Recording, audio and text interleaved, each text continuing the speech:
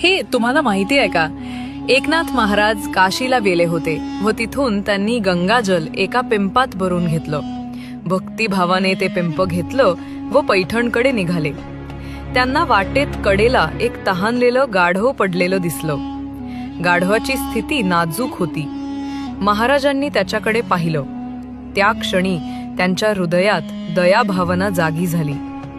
त्यांनी थोडं थांबून पिंपातील पाण्याकडे पाहिलं व मनात ठरवलं की पाणी फक्त पाणी नाही, तर जीवनाला आधार देणारं आशीर्वाद आहे. त्यांच्याबरोबर चालणारे लोक म्हणाले, महाराज, हे पवित्र गंगाजल आहे, ते वाया घालवू नका.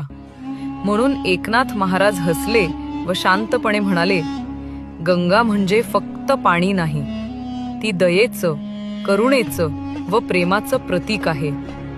तिचा खरा अर्थ प्रत्येक जीवाला पोहोचवावा लागतो. आणि त्यांनी तो पवित्र गंगाजल त्या तहानलेल्या गाढवाला पाजला.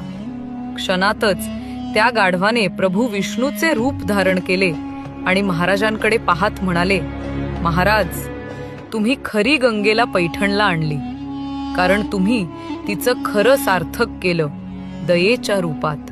व कथा आपल्याला शिकवते, भक्ती म्हणजे केवळ पूजा नव्हे, तर दया व मानवतेची भावना आहे.